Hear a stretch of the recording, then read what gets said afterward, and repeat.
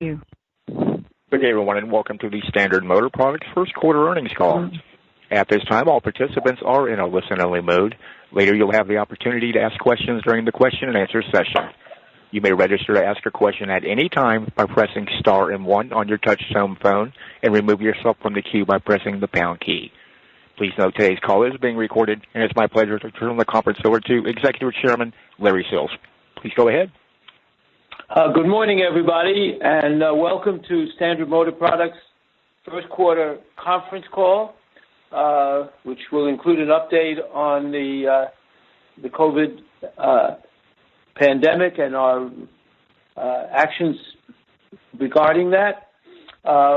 We thank you for attending.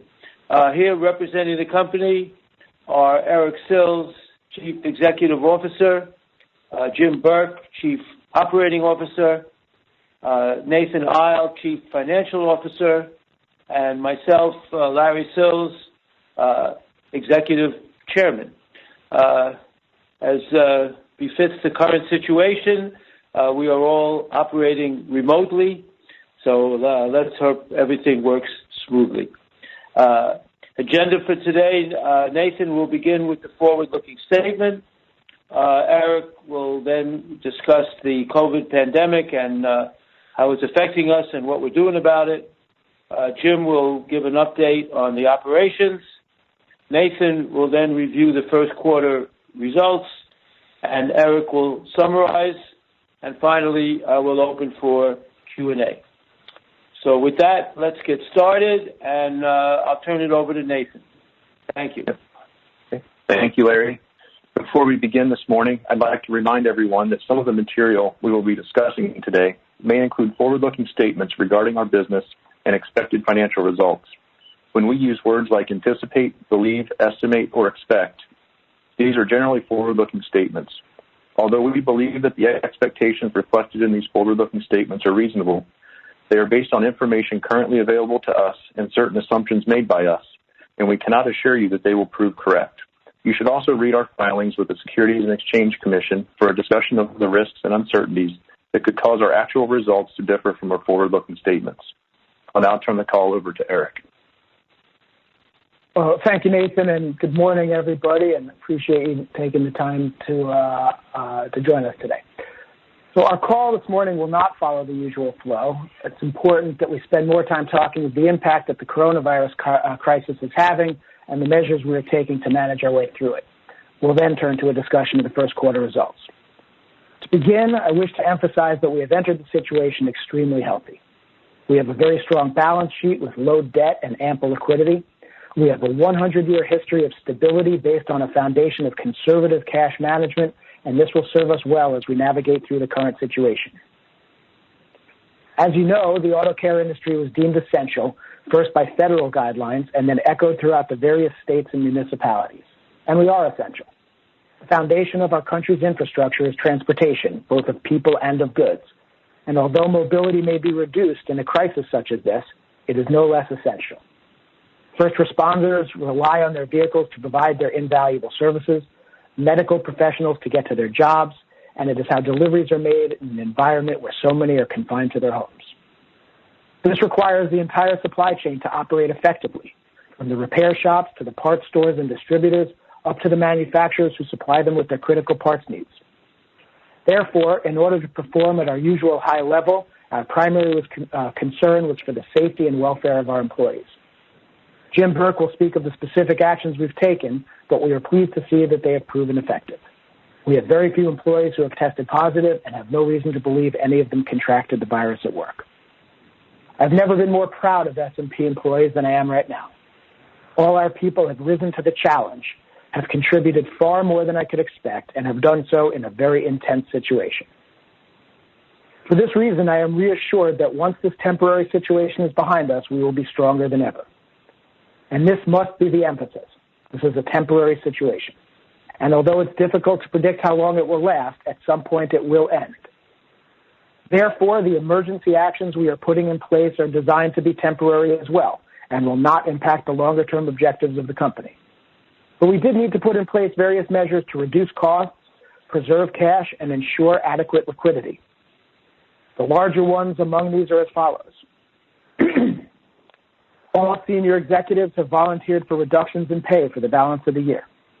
Salaries for the top executives are being reduced by 25% and the next tier of executives by 10%. Our board of directors have also agreed to a 25% reduction in their fees. From a cash perspective, we have temporarily ceased our share repurchase program. Additionally, the board has voted to temporarily suspend the dividend starting with the June 1st payout. This was a difficult decision. We have enjoyed 11 straight years of dividend increases coming out of the Great Recession, and it remains a key part of how we return value to shareholders. However, out of an abundance of caution, we felt this was the prudent course. We will revisit our stance in the quarters to follow. We also elected to draw down much but not all of our revolver simply as an insurance policy. As you'd expect, we've also cut back on much of our discretionary spending. When I hand it over to Jim, he will address how we are handling temporary reductions in headcount in our plants to accommodate reduced requirements. But for now, we have chosen not to cut into our professional workforce. Again, this is a temporary situation, and we feel that it would be an error in the long run to lose our talented base of employees. It's important to note that we have performed significant stress analysis on our financials to determine what type of a downturn we can withstand. We have modeled various scenarios, and we are pleased to see that due to our historic conservative financial management practices and entering the crisis with a very healthy balance sheet, we can withstand quite a bit. This, again, is why we took prudent conservation measures, but nothing that will affect our long-term plans. So what have we seen in terms of business impact? Well, Nathan will review the first quarter, but the impact of the coronavirus began at the tail end, and the trend has obviously continued. Customer orders from us have been down substantially, around 30 to 40% in April. But as we monitor their weekly POS, we are pleased to see that their sell-through was down only around 20 to 25% at its lowest point. We believe the difference between purchases and POS is the result of planned inventory reduction at our customers as they look to right-size their inventory. This will balance over time. We have now also seen some encouraging things in their POS. It got to its low very quickly, but then stabilized there for a few weeks. And over the most recent couple of weeks, we have seen a fairly significant sequential rebound, and this is now being reflected in their orders to us. So while it is far too early to call this a trend or to suggest the worst is definitively behind us, we remain confident that we have the wherewithal to manage through this. Before turning it over to Jim, I would like to mention what we are doing to help with relief. We are pleased to have been able to repurpose an automotive heat exchanger to be used as a critical component on a ventilator. In our Poland facility, we are 3D printing face shields for our local hospital, and we are asking all of our employees to find ways to volunteer. Lastly, I just wish to talk a bit about the future. The business world is in no doubt in crisis, and our industry is no exception. However, the auto care industry is extremely resilient and tends to outperform in economic downturns. The market we serve has not changed. It has merely been idled. The cars are still out there and are essential to how our country operates. It's predicted that the economic impact on Americans will lead to a reduction in new car purchases. This tends to benefit our industry as people need to keep their older vehicles operating. The majority of what SMP produces is non-discretionary, especially within engine management. Our parts are required for the safe and proper functioning of vehicles. Therefore, the moves we are making in the short term are tactical to deal with the current situation. Meanwhile, our business strategy remains unchanged. It will be as applicable and relevant once the market recovers as it was before the crisis began. For all of these reasons, SMP's leadership team remains very confident that we will emerge from this crisis, as we have from every crisis over our 100-year history, stronger than ever and able to deliver shareholder value. And this is due to the thousands of SMP employees whose tireless dedication has gotten us where we are and whom I can't thank enough. And with that, I will turn it over to Jim. Okay. Thank you, Eric. And I plan to provide some highlights on employee and facility safety, our global supply chain, and production planning in light of lower customer orders. To put this in perspective, SMP has 19 locations and approximately 4,500 employees. On behalf of the entire management team, I want to thank our wonderful employees who have been conscientious and cooperative during these difficult times. While managing through this pandemic, which is temporary, we are fortunate to have a seasoned management team and long-tenured workforce. Our SMP culture reflects a reciprocal relationship with the company caring for its employees and our employees contributing to the health of our company. We are also managing through this process with a very healthy and unleveraged balance sheet, a reflection of our key strategic values. First, to ensure employee and facility safety, we implemented the following protocols: employee daily temperature checks before entering our facilities, social distancing, cleaning and hygiene expansion efforts throughout the day, deep cleaning and disinfection measures on weekends and for any incident reporting, mandatory use of protective masks and gloves, staggered and flexible shift changes to reduce density, and remote working efforts for administrative functions in addition to engineering, purchasing, demand planning, and our sales force. To date, across all our facilities, we have only had 6 positive reported cases, and thankfully all are recovering and out of danger. Turning to our global supply chain, we have not had any significant disruptions. Our initial concerns were with our 3 JVs in China following the outbreak in Wuhan. I'm pleased to report our JVs and other Asian suppliers fully recovered while we maintained high fill rates with our customers. Our supply chain management team did an excellent job working with our suppliers to plan and prioritize our needs during this restart process. The last area I wish to highlight are our efforts to manage spending and balance our production planning in light of lower customer orders. These efforts included reducing discretionary expenses and conserving cash. Since we deemed this pandemic temporary, we are cutting costs that will not have any long-term negative impacts on our business. We plan to fully fund continuous improvement projects and CapEx spending to increase our in-house manufacturing. We reduced our temporary flex workforce from temp agencies in the area of manufacturing and distribution to match customer orders and reduce costs. In addition, we were able to close 4 manufacturing facilities over a 2-week period to further balance manufacturing requirements. However, despite these efforts to date, further manufacturing reductions are warranted following our soft April orders. Our operational teams are finalizing plans this week for production requirements. We will also consider the latest news on improved customer POS sales in the last week and implement appropriate action plans next week. To summarize, I believe the key takeaways are we are starting from a position of strength with a very healthy, unlevered balance sheet. We have a seasoned and long-tenured management team. While sales are being pressured in the near term, our industry fundamentals are sound and stable. Operating margins will also be pressured in the short term from manufacturing under absorption and SG&A deleverage, but we fully expect to take the adequate steps necessary and be prepared for an expected full recovery.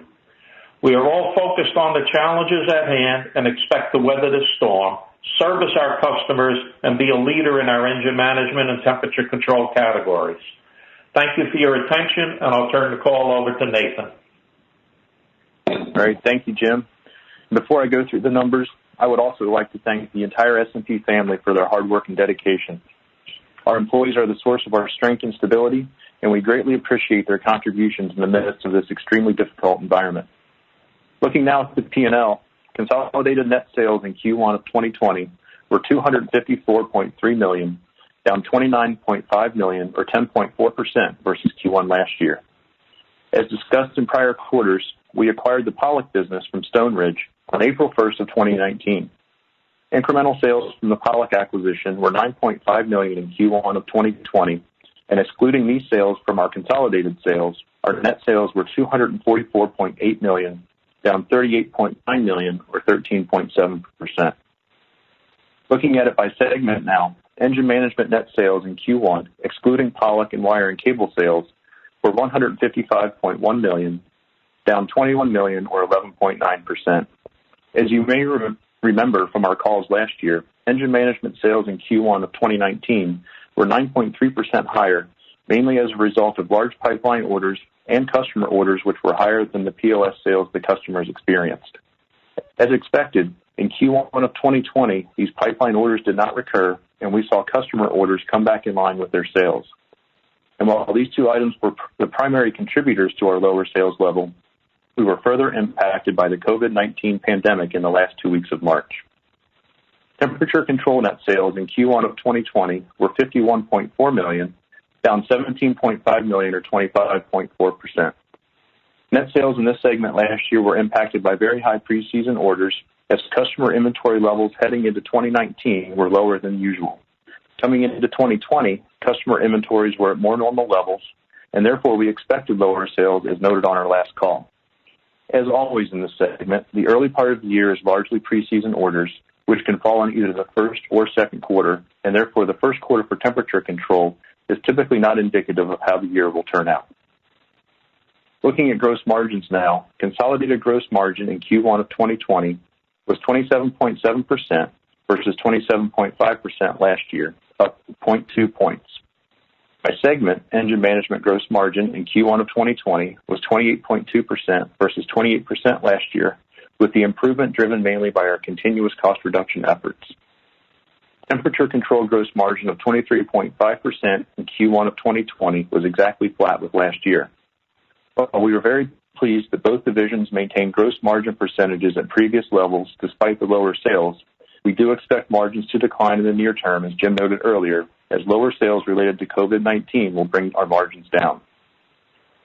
Consolidated SG&A expenses in Q1 of 2020 were $55.9 million, down $4.1 million from Q1 last year. Lower SG&A expenses primarily reflect lower distribution costs and lower accounts receivable factoring costs given our lower overall sales volumes, partially offset by incremental expenses related to our Pollock acquisition. Consolidated operating income before restructuring and integration expenses and other income net in Q1 of 2020 was $14.5 million, or 5.7% of net sales, down 0.6 points over Q1 of 19. As we note on our GAAP to non-GAAP reconciliation of operating income, our performance resulted in Q1 2020 diluted earnings per share of 43 cents versus 57 cents last year.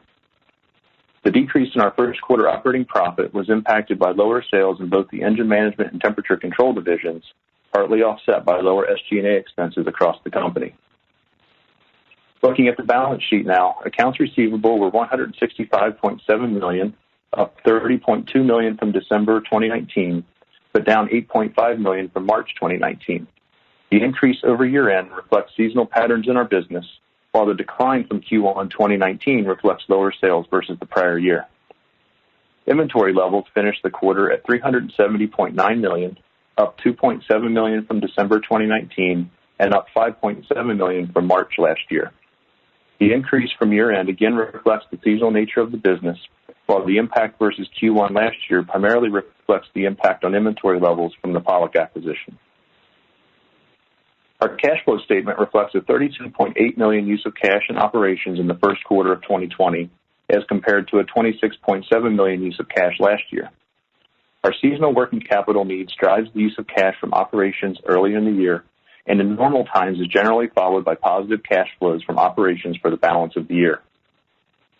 During the quarter, we made investments of $4.4 million for capital expenditures, and financing activities included $5.6 million of dividends paid following our fourth quarter 2019 performance, as well as $8.7 million of repurchases of our common stock. Financing activities also included $52.5 million of increased borrowings used primarily to fund our working capital requirements, but also our other investing and financing activities. Lastly, let me turn to the COVID-19 pandemic. While our company is strong and entered the current crisis in a very healthy position, there remains tremendous uncertainty from the shutdown of economic activity across the U.S. As the crisis unfolded and we began to see headwinds in front of us, we took several precautionary measures to increase our cash position and make sure we had ample liquidity. As Eric noted previously, we temporarily suspended share repurchases and dividend payments, and our board and top executives will take pay reductions for the balance of the year. Further, as a precautionary measure and to preserve financial flexibility, we drew down $75 million from our revolving credit facility on April 15th and hold that balance in cash. Following this drawdown, our total indebtedness under the facility was approximately $191 million, and we had an additional $47 million of availability remaining. As we are holding the drawdown in cash, our overall debt leverage remains very low. As we evaluate our liquidity and use of capital moving forward, we'll continue to prioritize maintaining our strong financial position. We have a long history of conservatively managing our balance sheet and will continue to take prudent steps to ensure the long-term health and stability of our company. Thank you for your attention, and I'll now turn it back to Eric to wrap up. Well, thank you, Nathan. And so to summarize, before opening it up to questions, here are the key takeaways we want to leave you with. First, we entered the situation very healthy, able to withstand an extended period of difficulty. Second, out of prudence, we are making short-term surgical moves to cut costs and conserve cash, all without harming our long-term strategic goals. And finally, all this is built on the fact that our basic industry fundamentals remain intact, making this a temporary situation. In time, the market will bounce back, and we will be there to service it as strong as ever as we have for the last 100 years. And with that, I will turn it over to the moderator, and we will open it up for your questions. And at this time, if you'd like to ask a question, please press the star and 1 on your touch-tone keypad. You can always remove yourself from the queue by pressing the pound key. Once again, that is star and 1 for your questions. We'll go first today to Scott Stemper. Please go ahead. Your line is open. Good morning, and thanks for taking my questions, guys. Good morning. Good morning, Scott. Can you just tell us in the engine management segment before the impact of COVID started hitting, what was your sell-through rates at POS looking like, again, in engine management? Well, good morning, Scott. This is Eric. The first couple of months were hovering at slightly positive. It was, very low single digits. And then what we saw is in the first half of March, we began to see a bit of a recovery. And I think you're seeing something similar to what the public distributors are saying. And then for the last 2 weeks, it fell off a cliff. So again, started out pretty slow, started to pick up in the beginning of March, and then it dropped off. Great, thanks. And just following up on your comments about, recent days, you were talking about, or is it the last week you were talking about POS seemingly picking up again? Are we talking about POS being up year over year, or just being less down than the 20 to 25%? What we saw, and it's been for the last 2 weeks, and I need to preface this by saying, we're basing this on some of our larger customers, which tends to be directional, but it's not based on the entirety of our customer or aftermarket customer base. But what we saw is really, it was about 3 weeks of it really being down in the 20s, down in the 20s. And then for the past 2 weeks, it moved at least 10 points each week over the last 2. I'm talking about engine management, which is really the driver at this point. Wire and cable saw some similar trends, although actually outperformed a little bit. And temperature control, it's April. It's still semi-irrelevant what's happening in the marketplace until the summer begins. So when you say it moved 10 points, you're talking about 10 points and then an incremental 10 points, with that insinuating that we're flattish right now? Last week was flattish. Okay, great. All right, and I know you guys obviously are doing a lot of things to curb expenses and so forth, but just remind us of your ability or your inherent model before the moves that you're making, your ability to flex up and flex down with sales, your costs, your fixed costs. Maybe just talk about your how much of your costs are fixed versus a variable. All right. Hi, Scott. This is Jim Burke. Again, within cost of sales, as a general rule, what I usually look at there is tend to say that the material costs many times will make up 65-70%. That's truly variable. The other balance is half, 50-50 between variable and fixed costs. within our SG&A, as a general rule, I would say the majority of it, we're probably in the 75-80% quasi-fixed area that's there. And the truly variable items, as that's where we classify our distribution expenses. So we have some picking and packing labor, we have freight out, and we have where we record our draft fees. Those items would be the variable items in the SG&A area. Got it. And just the last question on your revolver. Can you just tell us what the covenants are, if any, and just talk about the liquidity one more time? Yeah. So, Scott, like we have ample liquidity. It's our credit facility. I think you can classify as a typical asset-backed facility. With regard to any covenants that are out there, it's a springing covenant based on certain levers in the facility. We're nowhere close to being near any covenants like that. Got it. All right, that's all I have. Thanks, guys. Thank you, Scott. Thanks. We'll take our next question from Daniel Embro. Please go ahead. Yep. Hey, good morning, guys. Thanks for taking our questions. Good morning.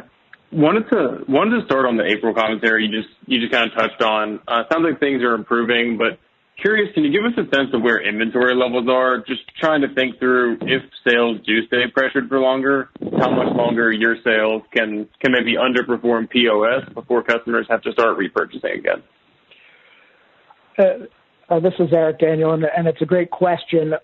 Our visibility into our customers' inventory is a few weeks dated, so we're really looking a few weeks back, and therefore we have to back into the numbers by looking at POS versus purchases. So we do believe they are bringing it down to where they want, and some of the early indications that we're getting from the accounts is that now they're going to begin getting back to ordering more what they're selling. But again, that's very early indications. It's helpful, thank you. And then a follow-up on that, are you noticing any noticeable sales discrepancies by channel? Or, are you seeing the smaller customers dial back purchases to manage cash more than your large customers? Or any noticeable change in the marketplace that you're seeing from a customer level? Well, we don't get into the details of the different segments or the different customers. You're seeing a little bit of variability account by account, which is partly going to be based on geography as well as their own internal strategies. We don't get into the specifics of different accounts, but you're going to see a little bit of variation customer to customer. Got it. And then, Nathan, maybe moving to some of the financials. On the engine management side, really impressed by the operating margin leverage despite the sales decline. Can you provide some more color on kind of what drove the strength, both gross margin and SG&A, and then how sustainable you think some of those factors are as we hopefully see sales recover in the coming quarters? Yeah, well, I think just with regard to the gross margins, as I noted in my comments, the strength is really just from continuous cost reduction efforts. We have these programs going on year after year, and that helps us improve our margins in normal times. Like I said, we will see sales decline. You've heard the numbers that Eric and Jim talked about as far as what we think we see in sales declines, and so that will drag our margins down in the near term. If you go back to SG&A, Jim kind of threw out there the fixed cost numbers, if you will. Distribution costs and receivable factoring costs will flex down, but 75-80% of that cost is fixed. Got it. And then the last one for me, Jim, I think you mentioned you're temporarily closing some manufacturing facilities to match your costs. As we think about the recovery, how difficult is it to reopen those facilities? Or, in past cycles, when you've had to close them down and reopen them, are there typically incremental inefficiencies that come up, or do you expect that to be a pretty smooth shutdown and reopening process? Right. Okay. Hi, Daniel. Generally very smooth. We would have a skeleton crew that comes in before the relaunching of the full day that's coming in, so that goes very smooth there. One of the things I just want to follow up on the margins and refresh everybody that's on the call. There's a lag between our production variances and how it rolls through to the P&L. So our margins held up pretty well in the first quarter. But really towards the end of the second quarter, and as we're reducing production levels and what we went through on the variable and fixed costs, we'll start to see those impacts in Q2 and Q3 as we go forward there. And then as you're asking, when we recover, there'll be a lag for that coming through to the margin. So kind of think of it as like a rolling quarter, like 3 months for that to roll through. Very helpful. Best of luck, guys. Thank you, sir.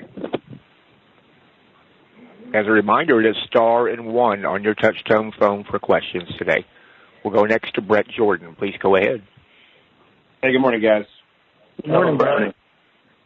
I guess, could we talk a little bit about supply chain outside of China? I guess there's been some, difference in how Mexico is treating manufacturing as an essential or non-essential business. And I guess, could you give us an update there? And is that situation relatively stable now as far as Mexico not shutting or not shutting production? Right. Hi, Brett. It's Jim Burke. And a very good question. And, we monitor it every day. We've been defined as an essential business, but there appears to be a disparity between the federal level and the state level, and it's a fluid situation. We believe we have good defenses there, but back over the holidays, we thought it was prudent to close down. I mentioned we had 4 facilities that closed for 2 weeks, balancing our manufacturing requirements. During that situation, we closed our Mexico plants for 2 weeks that are there. We feel we have the adequate documentation in there as an essential business. Some other manufacturers have been closed, but they reopened. And it's a tentative situation. But at this point, we continue to remain open. And what I would say is our inventory levels, and we've looked at this, with our inventory levels, we feel even if there was a short-term disruption again, we think we'd be able to maintain pretty strong fill rates during that period and then hopefully be able to return and reopen strong. Okay, great, thanks. And I guess the question as far as the retailers' inventory intentions, I think you were talking about them working balances down, and obviously we haven't seen any shock like this ever before. Do you see them meaningfully changing their inventory balances, how they're managing their working capital and running at leaner levels going forward, or do you think this is going to remain a relatively inventory-intensive retail industry? Oh, I think it's Eric, Brett. I think it's going to continue to be inventory intensive. I believe that the accounts, and each one of them is making their own decisions, obviously. But I think that they have reduced some of their inventory, not so much reduced it, but reduced their purchases because their own inventories were going up as their sales dropped. And then they needed to bring it back down to where they wanted it. I still see this, especially within our categories, to be lines that need inventory depth deployed, and so we're not expecting any substantial changes there. Great. Thank you. Thank you, sir. Once again, it's star and one for any further questions today.